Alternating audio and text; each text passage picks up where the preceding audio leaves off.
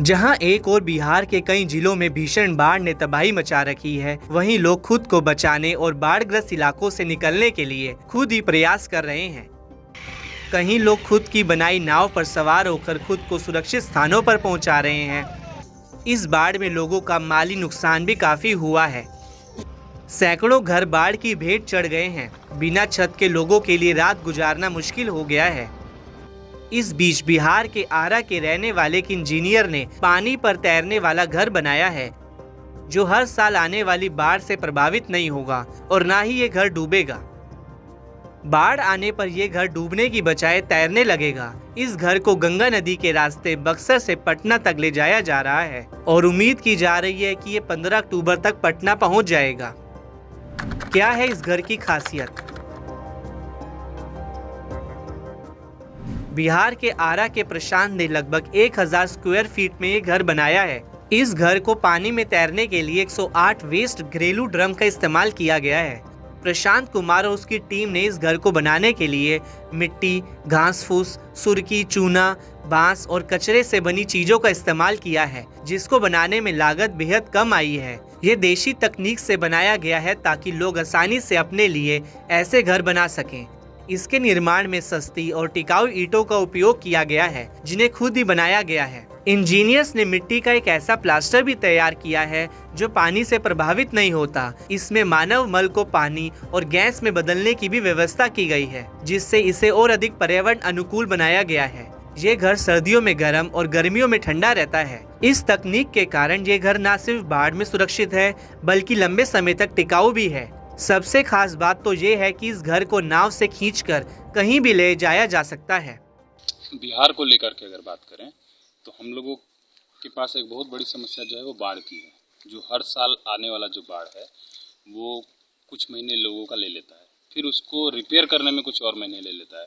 तो अगर पूरे एक मास स्केल पे देखें तो एक बहुत बड़ी जनसंख्या है जो हर साल 2 से 3-4 महीने जो है उनका व्यर्थ जाता है जीवन का, है ना, जो कि बहुत प्रोडक्टिविटी में लग सकता है।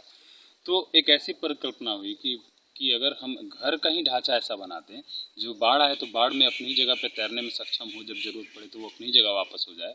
और जैसे ये एक घर आपको दिख रहा है अभी बनता हुआ, वैसे ही अगर एक घर के जगह पर एक 2-4-5 घरों का एक कॉलोनी हो, 10-20 घरों को और 100 घरों का एक गाँव हो या एक सभ्यता हो कि पूरी की पूरी वो रिजिलियंट हो, क्लाइमेट से उसको कोई असर ना पड़े। जब बाढ़ का समय है तो उससे हम बच जाएं। अगर लाइट नहीं, इलेक्ट्रिसिटी नहीं है कोई ग्रिड पे, तो हमारा अपना सोलर सिस्टम हो, हम खुद का खाना उगा पाएँ, हम खुद का पानी जो है वो नदी का पानी साफ़ करके पी पाएँ, हमारे जो टॉयलेट और बाथरूम का पानी है वो गंदा करके नदी को गंदा ना करे।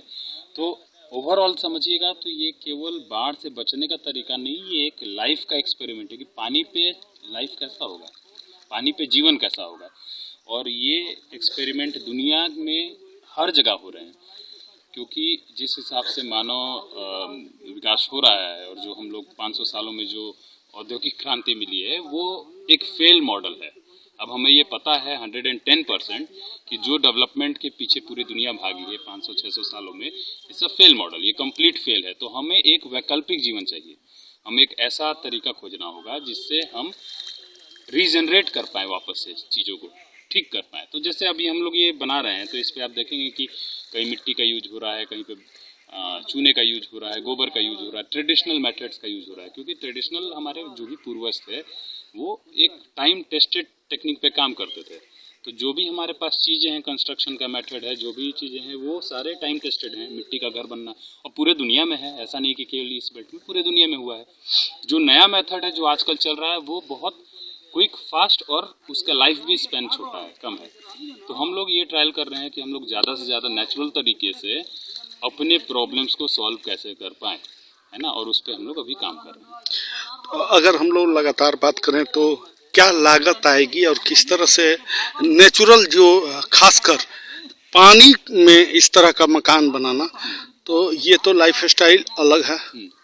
तो हम लोगों को इसमें कुछ चीज़ों का जो ध्यान रखना है, एक है कि अफोर्डेबल, कि घर जो है वो एकदम कम से कम खर्च में होना चाहिए। अभी जो हम लोग प्रोटोटाइप कर रहे हैं ये थोड़ा बड़ा है, 900 स्क्वायर फीट का एरिया है, 3 कमरे है, इसमें टॉयलेट होगा, बाथरूम होगा, ये मल्टीपर्पज़ होगा। ये एक यूनिट है जो टेस्ट के लिए, ट्रायल के लिए। तो जनरली 6 लाख तक का बजट रख करके इसको किया जा रहा है। लेकिन आगे आने वाले समय में अगले साल 1-2 सालों में मेरा प्रयास रहेगा कि 1 से 2 लाख रुपए तक, 2 लाख के एक बजट पे अफोर्डेबल हाउसिंग जो पानी में तैरे, जो डूबे नहीं, जिसमें रहने वाले लोगों को उनके गाय बकरी रखने का भी जगह हो, है ना, प्लस खेती करने की जगह हो। तो ये सारे प्लान में ही है, इस पे ही हम लोग काम कर रहे हैं। बता दें कि इस अनोखे घर को बनाने का आइडिया प्रशांत को तब आया था जब वो साल 2017 में बाइक से स्कॉटलैंड गए थे। इस दौरान उन्होंने कई देशों का भ्रमण किया। तब बाढ़ प्रभावित लोगों को देखकर उनके दिमाग में आइडिया आया। बिहार आने के बाद यहाँ हर साल आने वाली बाढ़ को देखते हुए उन्होंने इस प्रोजेक्ट पर काम शुरू किया, जो कि बिहार में बाढ़ ग्रस्त इलाकों में रह रहे लोगों के लिए एक करिश्मा साबित हो सकता है।